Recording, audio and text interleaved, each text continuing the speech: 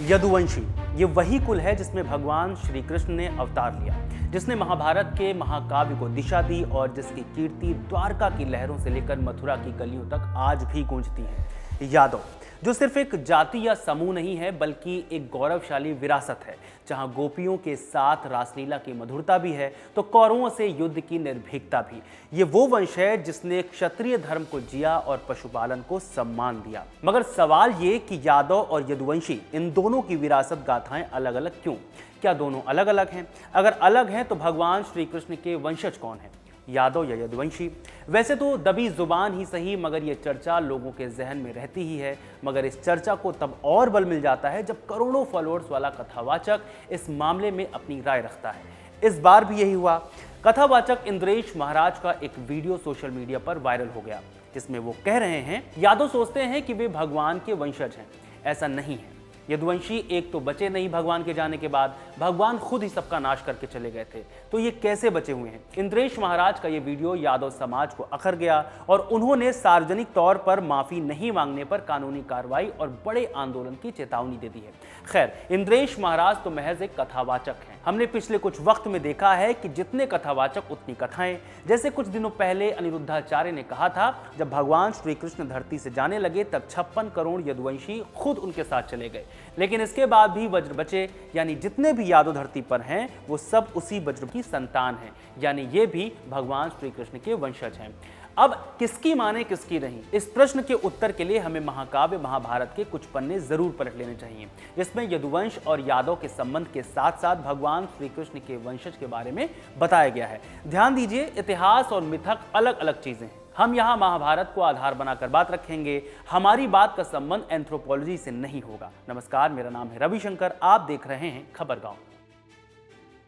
यदुवंशियों और यादवों की शुरुआत एक बहुत पुरानी कहानी से होती है जो हमें राजा ययाति के समय मिले जाती है। ये पूरी कहानी इंटरनेशनल गीता सोसाइटी में प्रकाशित श्री राजा गोपालचारी और रमेश मेनन की द कंप्लीट महाभारत आदि पर्व से ली गई है। राजा ययाति के 5 पुत्र थे जिनमें सबसे बड़े बेटे का नाम यदु था।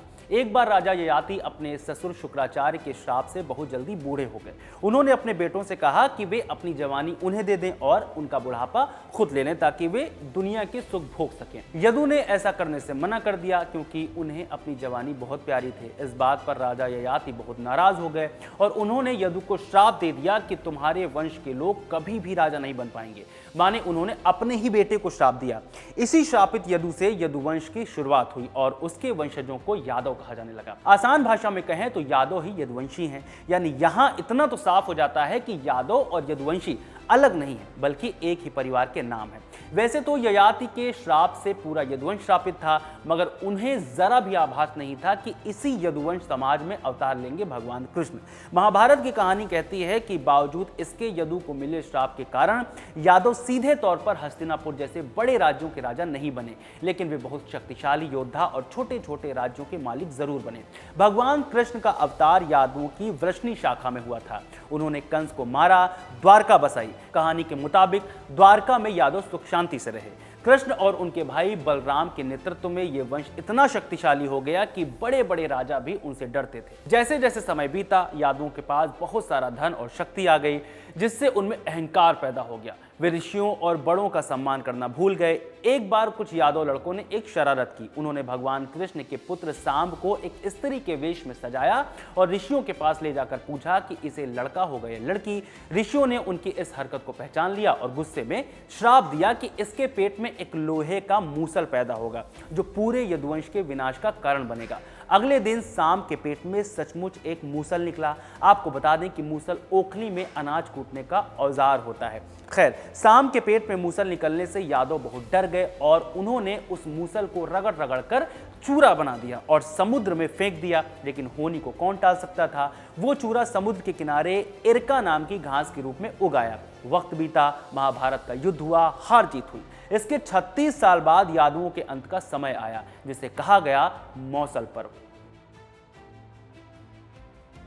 महाभारत के मौसल पर्व में लिखा है कि एक रोज यादव समाज के लोग समुद्र के किनारे जश्न मना रहे थे, शराब पी जा रही थी, माहौल खुशनुमा था। ये जश्न उसी जगह हो रहा था जहां लड़कों ने सांप के पेट से निकले लोहे के मूसल को चूरा बनाया था, फिर चूरे को पानी में फेंकने से घास निकल आई थी। खैर, ये लोग नशे में अपनी पुरानी दुश्मनियों को लेकर एक दूसरे से झगड़ने लगे। जब उनके हथियार खत्म हो गए तो उन्होंने किनारे पर उगी वही घास उखाड़ ली। कहानी कहती है कि घास हाथ में पकड़ते ही वज्र की तरह मजबूत मूसल बन जाती थी। यादवों ने उसी से एक दूसरे को मारना शुरू कर दिया। देखते ही देखते संपूर्ण यदुवंश आपस में लड़कर खत्म हो गया। भगवान कृष्ण के सामने उनके बेटे और पोते सब मारे गए, क्योंकि वे जानते थे कि ये सब ऋषियों के श्राप और समय के कारण हो रहा है। जब भगवान कृष्ण ने देखा कि उनका सारा वंश खत्म हो गया तो उन्होंने अपने परम मित्र और भक्त उद्धव को अपना अंतिम उपदेश दिया। इसके बाद बलराम ने योग के माध्यम से अपने शरीर का त्याग किया और एक सफेद सांप के रूप में समुद्र में चले गए। भगवान कृष्ण भी एक पेड़ के नीचे योग मुद्रा में लेट गए। वहां जरा नाम के एक शिकारी ने उनके पैर के तलवे को हिरण की आंख समझकर तीर मार दिया। उसी तीर के माध्यम से कृष्ण ने अपनी धरती की लीला समाप्त की और अपने दिव्य लोक लौट गए। तो महाभारत के मुताबिक इस विनाश के बाद यदुवंशी बचे थे या नहीं? इसका जवाब है हाँ। कृष्ण ने अपने शरीर त्याग से पहले यह संदेश भेजा था कि अर्जुन द्वारका आकर बचे हुए लोगों की रक्षा करें। अर्जुन द्वारका पहुंचे और उन्होंने देखा कि वहां केवल स्त्रियां, बच्चे और बूढ़े ही बचे हैं।